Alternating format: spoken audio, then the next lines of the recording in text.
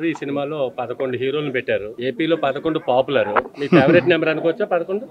నా ఫేవరెట్ కాదండి. కొంచెం నాకు అది ఫేవరెట్ నెంబర్ కాదు. నాకు ఇంచుమించు 160, 170 అయితే కానీ ఫేవరెట్ నెంబర్. సనాతన ధర్మం గురించి మీరు రోజు వచ్చి మాట్లాడతారని చెప్పి ప్రతి దానికి సమాధానం చెప్తారు. సో ఇంతవరకు ఎక్కడ సో దీని మీద ఇక్కడ ఫ్రాంక్గా చెప్పాలంటే ఇక్కడ ప్రకాష్ రాజు కొంచెం డౌన్ చేయరా, జగన్మోహన్ రెడ్డి వీళ్ళెవరు కాదండి. సో మొన్న కళ్యాణ్ బాబు గారు మాట్లాడిన దాంట్లో కూడా ఇవాళ సనాతన ధర్మం దానిలో గాడ్ అనేది ఒక భాగం. ఇది ఈ సనాతన ధర్మానికి అవమానం కలిగించే వాళ్ళ గురించే మాట్లాడారు తప్ప నిజంగా చెప్పాలంటే మన దేశంలో ఏ ముస్లిము ఏ క్రిస్టియన్ను వాళ్ళు అసలు ఎప్పుడు టచ్ చేయరు ఎవరిని. అలాగే మనం కూడా వాళ్ళు టచ్ చేయం. ఎవరో ఎక్కడన్నా ఒకటే సంఘటనల వల్ల ఇదవుతుంది తప్ప యూజువల్గా ఒక మతాన్ని ఇంకో మతం ఎప్పుడు గౌరవించుకొని బతుకుతున్నాం. అది ఈ పాటికి భారతదేశం ఏంటంటే ఎప్పుడు లాంగ్ బ్యాకే 500-600 ఏళ్ళ క్రితం కూడా చచ్చిపోయేవాడు. సో అందరూ కలిసి జీవించడం అనేది మా అందరికీ, అటు క్రిస్టియన్స్ అయినా హిందూస్ అయినా ముస్లిమ్స్ అయినా సిఖ్స్ అయినా కలిసి బతకటం అనేది మనకు మన పెద్దవాళ్ళు మనకి ఇచ్చినట్టుంది. అదే కళ్యాణ్ బాబు చెప్పింది సనాతన ధర్మం. అది ప్రతి వాళ్ళలోనూ ఇంకి ఉంటుంది. సో దాన్ని ఎవరైనా అవమానం చేసినా ఇంకోటి చేసినా కొంచెం బాధ అనిపిస్తుంది. సో లడ్డు అనేది ఒక చిన్న అంటే ఒక నిండిపోయినటువంటి ఈ నిర్లక్ష్యం చేయబడినటువంటి హైందవానికి హిందూ మతానికి ఆ లడ్డు అనేది క్లైమాక్స్ లాంటిది. సో దానికి ముందు ఆ లడ్డు అనే దాంతో పాటు ఇంకా కిందకి వెళ్తే ఎన్ని దారుణాలు జరిగినాయో మా అందరికీ తెలుసు.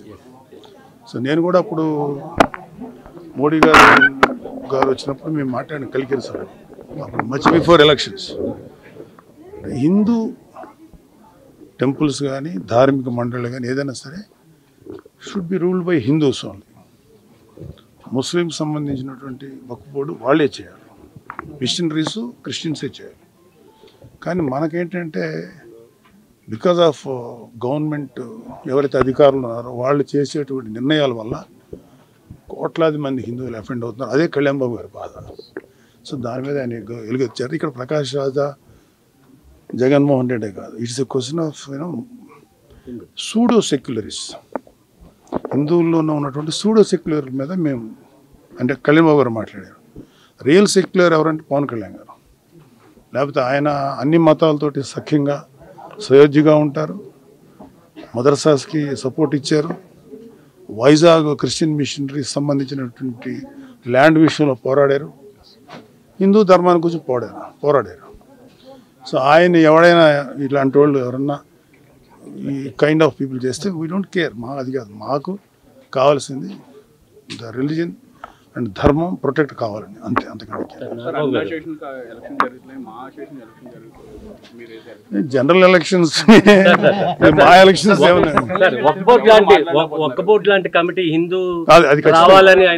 అది నేను ఫుల్ సపోర్ట్ ఆ విషయంలో. హిందూ ధర్మ రక్షణ మండలి ఉండాలని చెప్పి కళ్యాణ్ బాబు గారు అడిగినది చాలా కరెక్ట్ అయిన విషయం. ఖచ్చితంగా ఉండాల్సిందే. తెలిపోయింది. తదుపరి చర్యలు ఎలా ఉంటాయి ప్రభుత్వం దేనికండి? Law will take its own course. చట్టం దాని పని తాను చేసుకుపోతుంది. ఎవరు తప్పు చేశారో వాళ్ళందరూ బయటకు వస్తారు. సో ఈవెన్చువల్గా దానికి తగ్గ శిక్ష పడుతుంది. డిక్లరేషన్ మీద జగన్మోహన్ రెడ్డి గారు ఏం డిక్లరేషన్ మీద? దేవుడి మీద నమ్మకం ఉందని సంతకం పెట్టి వెళ్ళాలి. అలా ప్రతి చోట మక్కాలో కూడా మీకు ఎంత ఆనందంగా ఉందండి. నేను ఏదో మాట్లాడాలి. చాలా సంతోషం. పర్సన్ మాకు దొరికారు, మేము తప్పేం లేదండి. ఇప్పుడు ఎవరి మతాన్ని తగ్గట్టు వాళ్ళని ఫాలో అవుట్. ఇప్పుడు నేను చర్చికి వెళ్ళాను ఎలక్షన్ టైంలో. నాకు అక్కడ జీసస్ క్రైస్ట్ని ప్రార్థించినప్పుడు నేను కూడా ప్రార్థించాను కదా. అలాగే నేను మసీద్కి వెళ్ళాను ఎలక్షన్స్. వాళ్ళతో పాటు పెట్టుకున్నాం, వాళ్ళని ఫాలో అయ్యాం. పెట్టుకోమని వాళ్ళు ఒకళ్ళు ఉంటారు, వాట్ ఎవర్ వాళ్ళ ఆచారం ప్రకారం నేను ఫాలో అయ్యాను. So there is no wrong. Declaration సంతకం పెట్టడం అనేది చేసేసి ఉంటే గొడవ ఉండదు కదా. దేవుడితో చెలగాట వాడుతున్నారు చంద్రబాబు నాయుడు గారు, పవన్ కళ్యాణ్ గారు,